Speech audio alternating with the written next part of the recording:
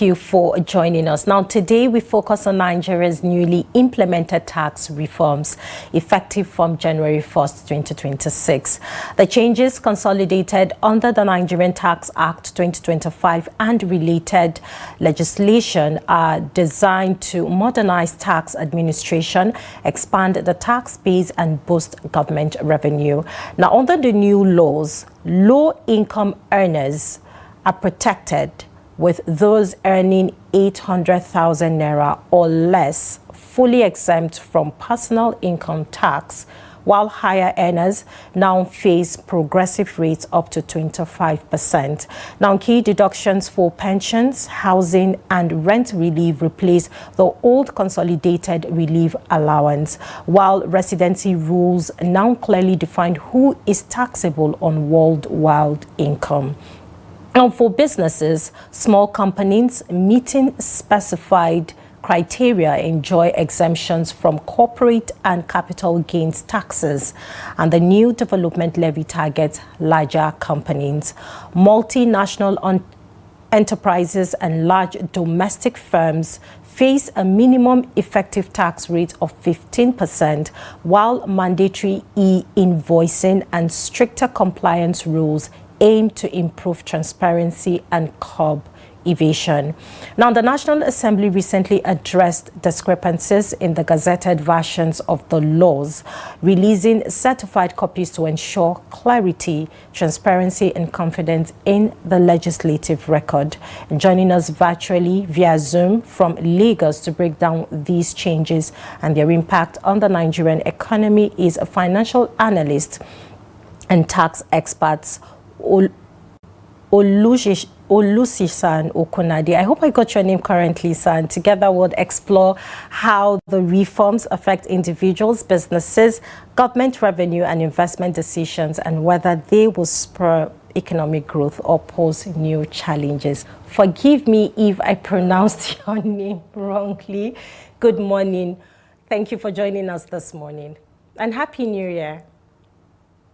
Yeah. Good morning to you, and Happy New Year to you. The name is Olusesan Okunade. So I understand the point, but it's fine.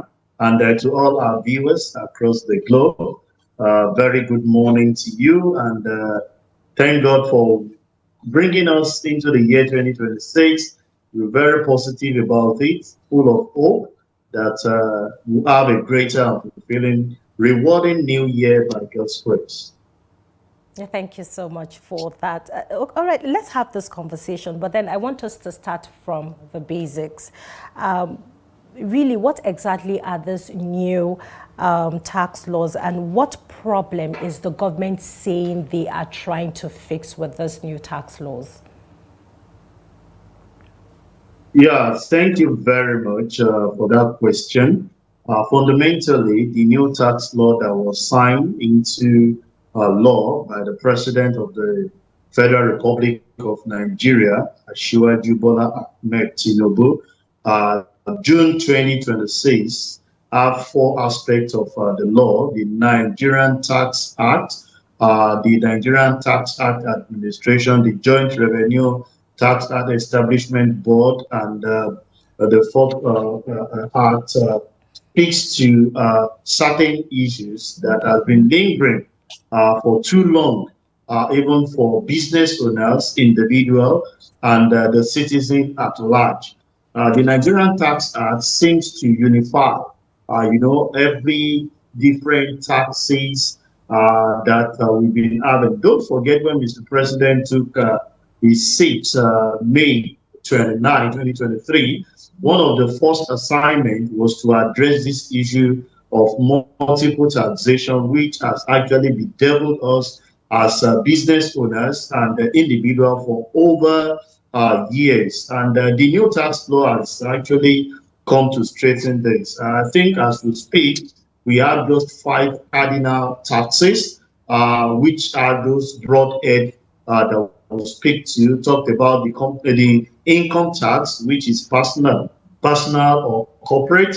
Talked about the value-added tax, which now we have some exemptions in terms of zero-rated VAT, where you have some other goods being exempted. You have the stamped duty from the electronic EMTL that we used to have of 50 naira. You have the surcharge in the terms of petroleum products. So, as we speak, the new tax law has actually strengthened and redefined the scope of what is expected of every individual, corporate organization to pay. The second aspect of it is in the area of administration.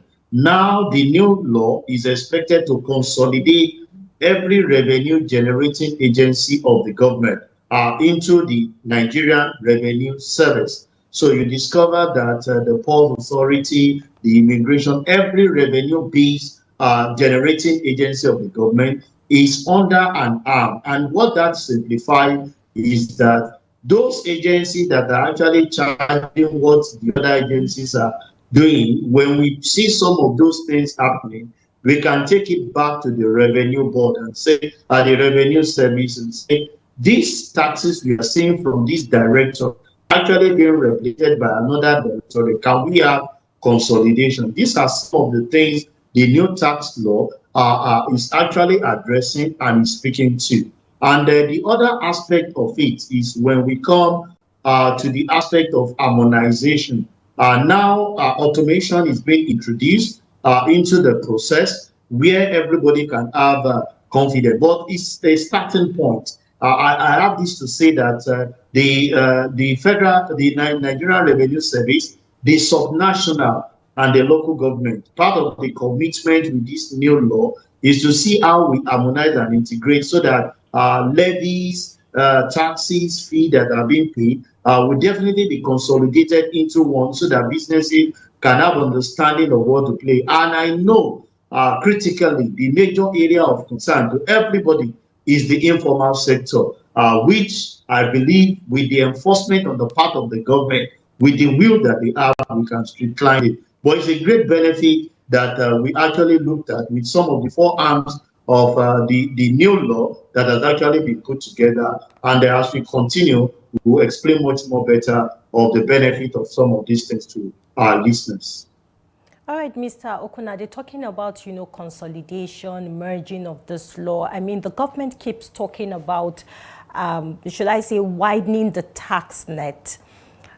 Now, in practical terms, who is now being brought into the tax system that was not fully captured before? Okay, thank you very much for that question. The law now introduced tax identification for everyone.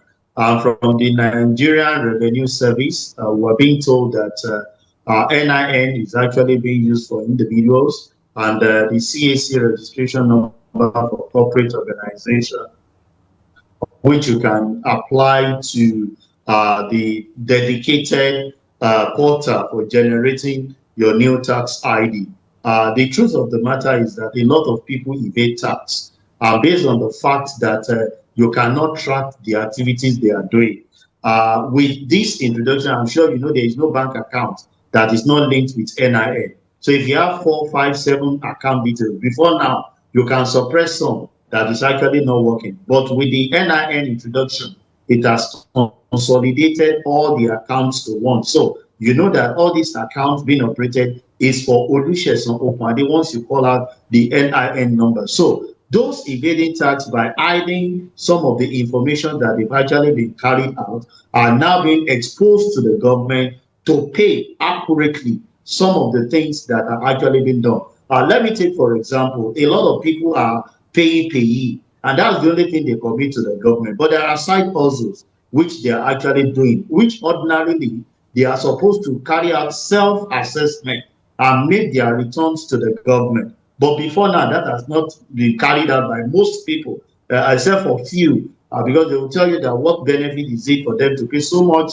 to the government when they are carrying out a lot of things. But with the new introduction of the tax ID, every of your activities that is being carried out is being monitored, even by the regulators, either at the subnational or at the national level by the NRS. So a lot of people that have been evading tax, and that's why you see a lot of exemption. A lot of people that are clamoring that this thing will eat out of them are really not the major bone of contention, because you have a lot of exemption and the reduced tax rate that is actually being given to them. Even from the small, medium enterprise, I'm sure you are privileged to the information that we have exemption for those that have a turnover of less than 100 million and a fixed asset of 250 million. So that's enough relief for some of these people to actually use some of those 30-25% that they should have paid to the government to plow back into the business for them to actually grow. But the major people we are actually speaking to are people that are actually carrying on businesses, on the global space,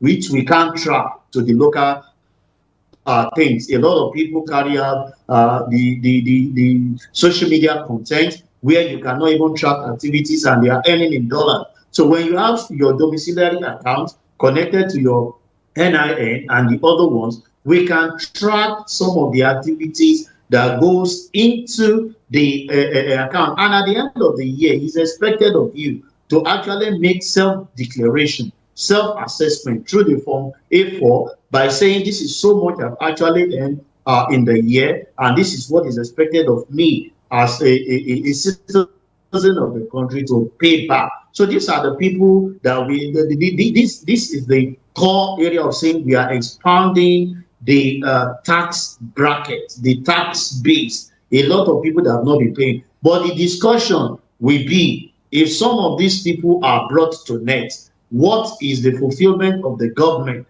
in carrying out the social contract that a lot of people paying these taxes will still not be doing some of the social contract expected of government that is being carried out by them. I'm sure you know a lot of organizations that pay taxes, fix their road, generate their electricity, provide health infrastructure for their staff and the likes. That is the other area where we feel the implementation committee need to address. And maybe to crown it all, I'm sure you know that the new tax law has given a safe landing. If there are challenges between the taxpayer and the regulator, which is the Nigerian Revenue Service or the subnational, we now have the tax ombuds who actually are there to actually fight the cost of the taxpayer whenever is required in creating the legal framework of the position of things as we progress. So for us, we believe this is a new change, and change is inevitable. When you bring change in, there are bound to be resistance, but you can't do the same thing the same way and expect a different result. And that's why a lot of us are embracing it, to see how we can put the government on their toes in making sure that they fulfill their own side as they take more people into the tax net. Mr. Okunade, talking about clarity about information, most especially when it has to do with the tax laws, excuse me, we saw a lot of controversies. And one very funny one that I need you to help us clarify is concerning descriptions and narrations on transfers of money, receiving of money. It's really a bit funny, because I was saying to myself that I don't think the tax master have that luxury of time to want to go through everyone's narration and what have you. But please, I need you to, shed more light on that misconception and educate Nigerians better, because a lot of Nigerians still don't have a clear idea of, the tax laws as it is now. Thank you very much. I'm sure I heard the chairman of the Fiscal Policy and Tax Reform, Taiwo Yedele, comes to give some clarity to that, and it's been part of what we have been saying to people. First and foremost, it's bear on us as individuals, as corporate organization, to have right narration of what certain transactions are meant for. If you look at corporate organization, you hear some accountant telling you that they are posting this, they are posting that. Is to have the right basis of preparing your account. And that speaks volume to what narration is all about. The reason why a lot of people are clamoring on having the right narration is that there are few things that are exempted from tax. And when you carry those things out, even when you have such firms even in your account, the tax man will not go ahead and tax you. And that is why a lot of people will tell you, if you are a corporate organization, you don't just disburse out money without having understanding of what that money is meant for.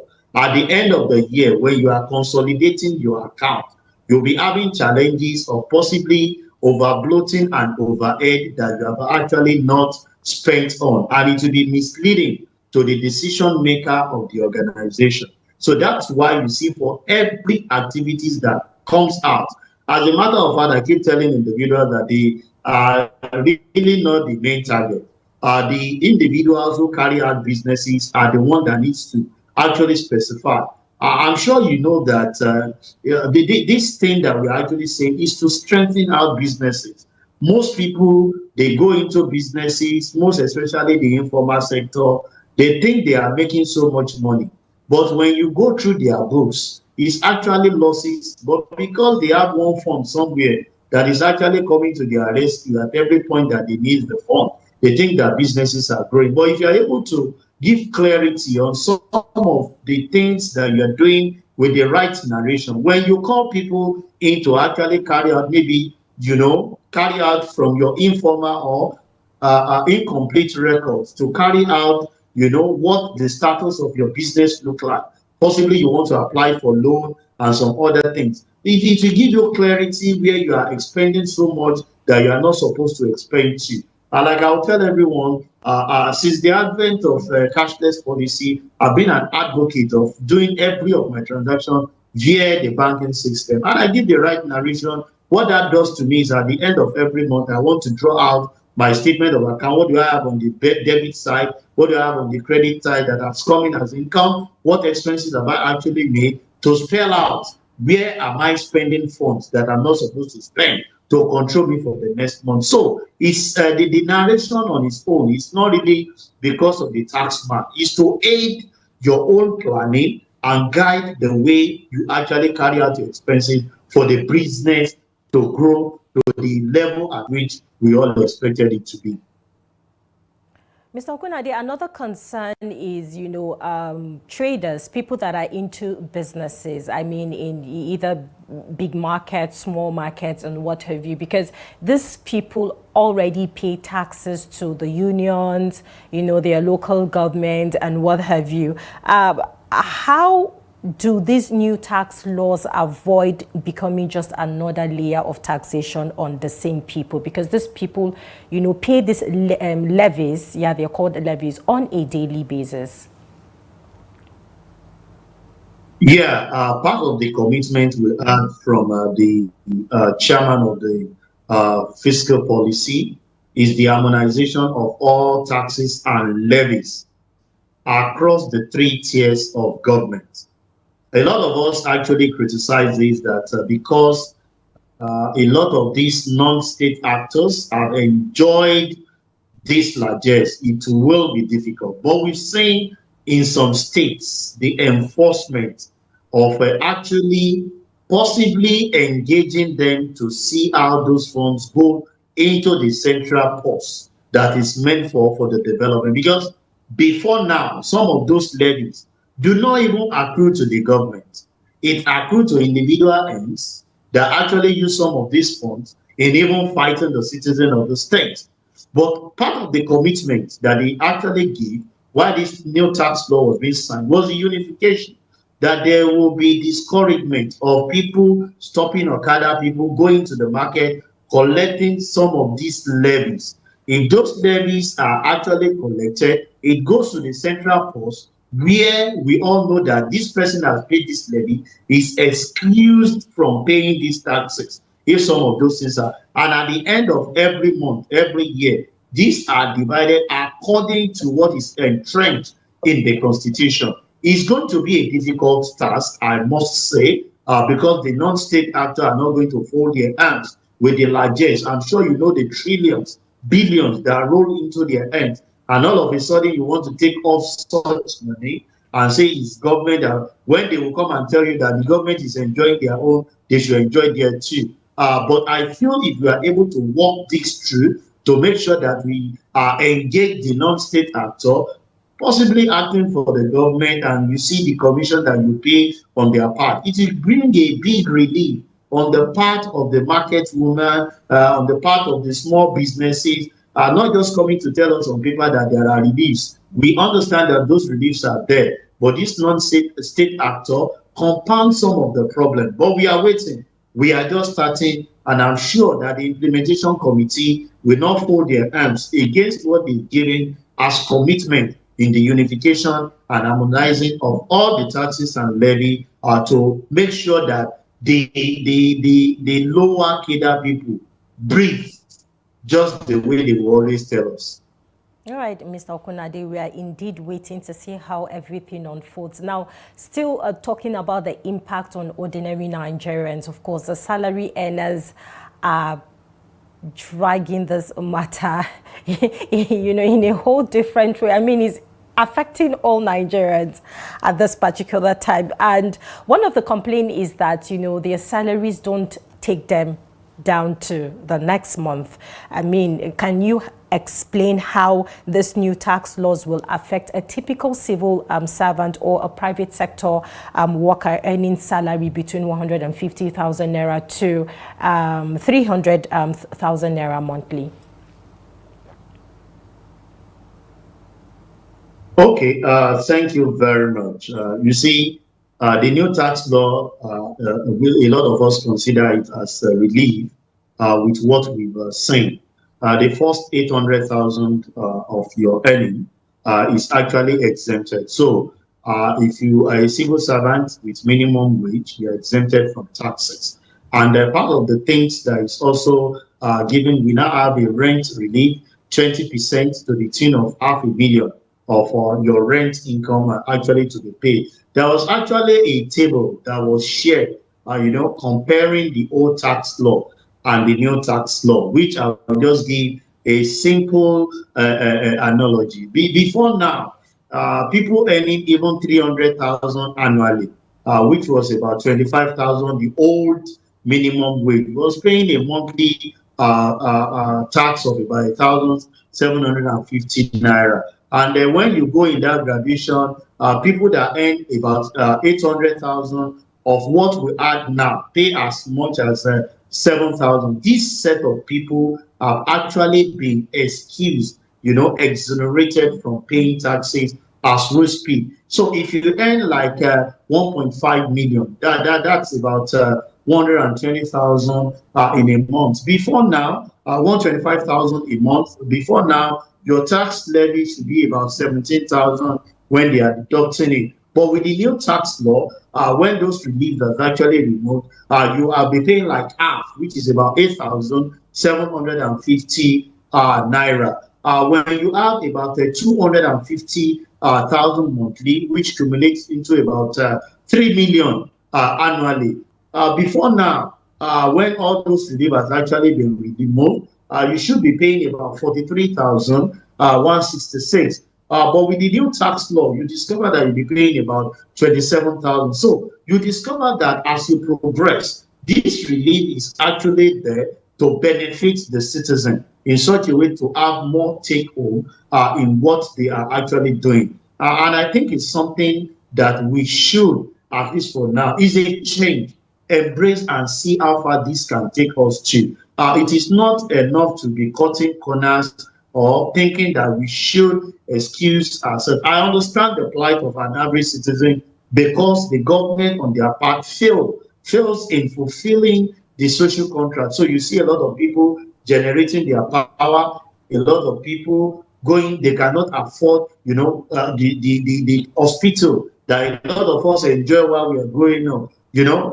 A lot of us enjoy free education. Made bold to say it in Lagos while I was growing up. The free healthcare is actually there at the primary center. We expect government to see how to plow back because there is a trust gap on the part of the fulfillment of some of these things from the government. That's why a lot of people are discouraged, saying that what will this tax new reform, bring to table? We've seen the failure on the part of the subsidy removal, with so much concentrated in the hand of the state government. And I love your first topic, talking about what expectation a lot of people expect from their state governor.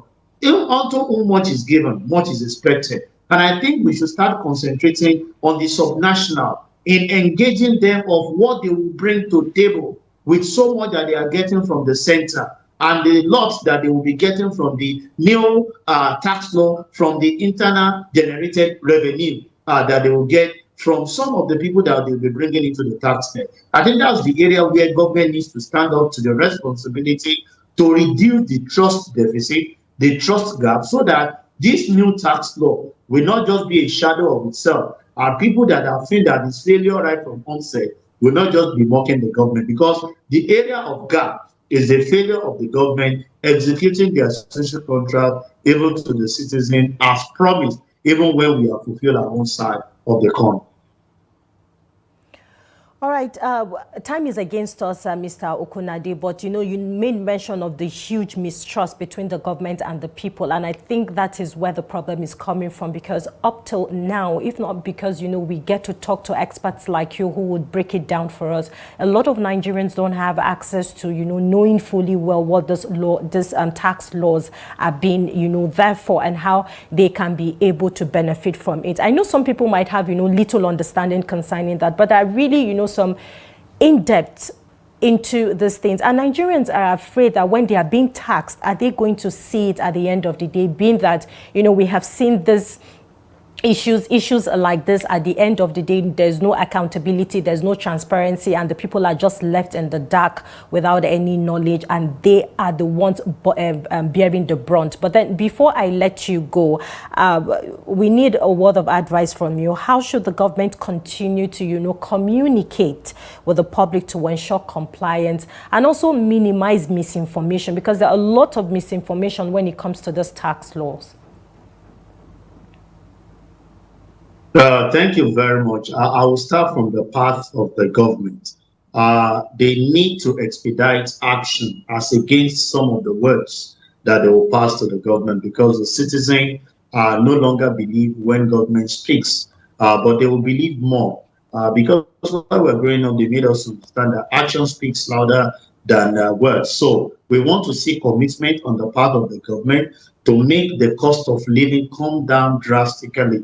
Not the paper inflation figure that we are having, but the actual, reduction in inflation that will impact on the cost of living of every citizen. As we speak, a lot of people still could not afford education at the primary level, at the secondary level, at the tertiary level. Government should brace up to that expectation. We are looking forward to when we will have more refineries. It's high time the government, our expectation when subsidy was removed was thinking that we'll have some of our refinery, fixed to compete with the private sector so that we can have more supply, obeying the normal law of economics that when you have supply outweighing the demand, definitely it will crash the price of things. Government must be intentional in fulfilling that which they have committed, even to the people, maybe during their campaign, during their speech to the people, to boost the trust, confidence, rather than living an affluence life that breed that distrust. We should minimize that and see how we can come up with some of the implementation of the policies that we see very wonderful on paper to the people and also to the followers. There are a lot of people who knows the truth, but because maybe they want to trend on the social media, they continue to give misinformation to people to get followers the way. It is about patriotism. If our leaders are not patriotic enough, we can start on our own part to see how we contribute our own quota by providing the right information to the set of people in our churches, in our mosques, in our social circle, wherever we go, the right thing that will benefit every citizen of the country. And with that, we can make our country great. You see, the developed climate, despite the failure of some of their leaders, they get commitment on their own part to be patriotic. If you go to the United States of America today, all you hear is that God bless the United States of America. And I think we can do the same on our part as a nation. All right. Thank you so much, Mr. Olusesan Okunade. I got it this time, right? Yeah, you're good with it. Excellent. All right. Thank you for speaking with us this morning, financial analyst and tax experts. Thank you for breaking it down for, even the ordinary Nigerian to understand, how the tax law would get to, work and operate in Nigeria. Thank you so much for joining us virtually. It was a pleasure. Thank you very much for having me, and greater time together in subsequent bulletin. Do have a wonderful day and a blessed year. Thank you, and you too. All right, that wraps it up for our discussion segment. We'll take a short breather now, and when we come back, we'll be reviewing the front pages of our national dailies and get to see what made it there. We'll be right back shortly.